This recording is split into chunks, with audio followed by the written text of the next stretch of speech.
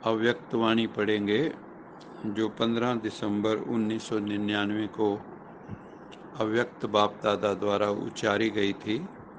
उन्हीं ईश्वरीय महावाक्यों को हम पढ़ेंगे। आज की मुरली का जो सार है वो है संकल्प शक्ति के महत्व को जान इसे बढ़ाओ।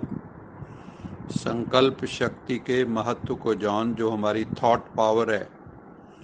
दुनिया में सबसे बड़ी कोई चीज़ अगर है वो है आपकी थॉट पावर, विल पावर, मनोबल, आत्मबल। बाबा कहते हैं उसे बढ़ाओ।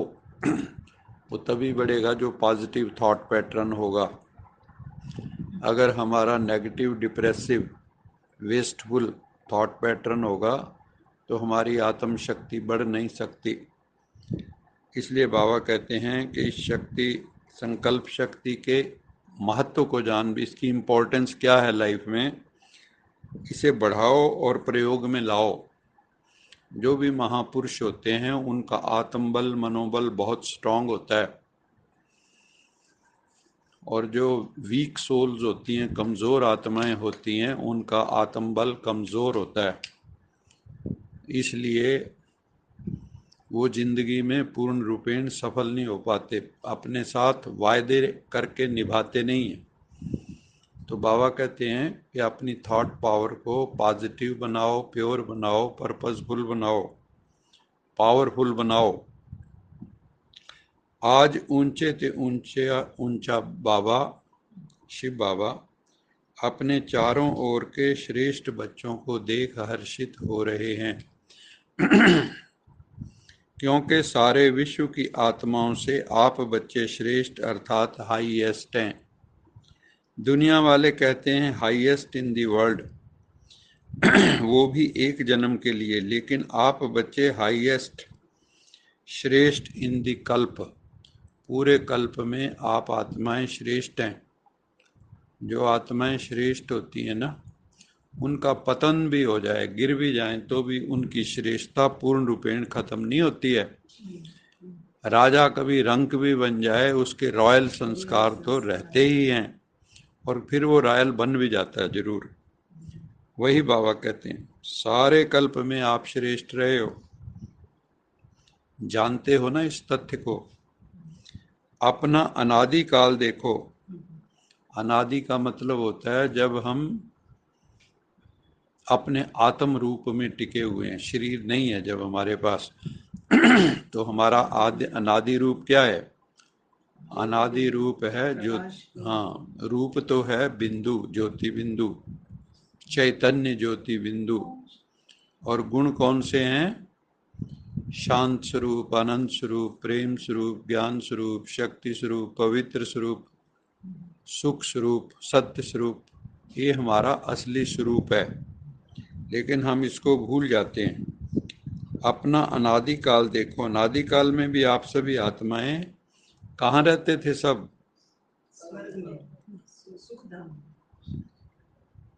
अनादि काल, आदि नहीं,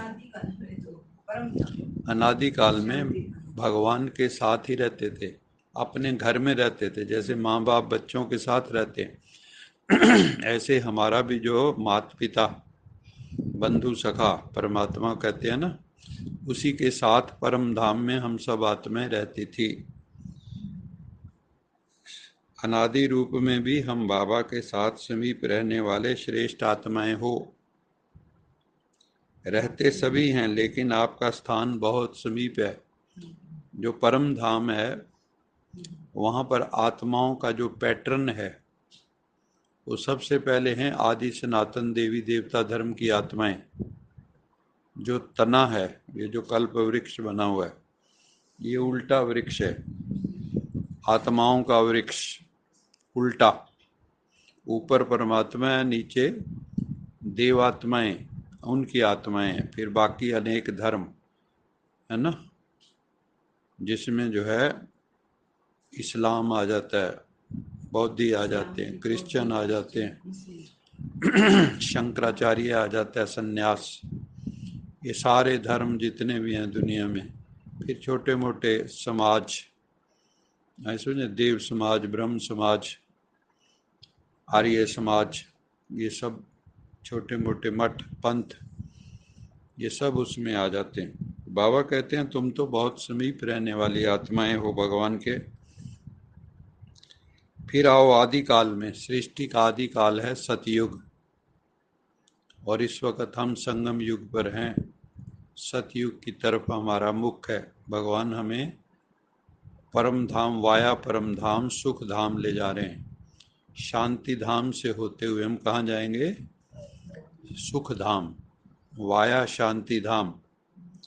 तो बाबा कहते हैं आदि काल में सभी बच्चे देव पदधारी देवता रूप में हो। आपके ही रूप हैं जो मंदिरों में खुद ही पूज रहे हो। जब पवित्र थे तो पूज्य थे, जब अपवित्र हो गए तो पुजारी बन गए। पुजारी का मतलब पूजा करने वाला, और पूज्य मतलब जिनकी पूजा होती है। पूजा किन की होती है? जो पवित्र हैं। जो अपवित्र है उनकी पूजा नहीं होती। जैसे कन्या पवित्र है तो उसकी कंजकें बिठाते हैं, जिसकी शादी होगी उसकी कंजकें बिठाता है कोई?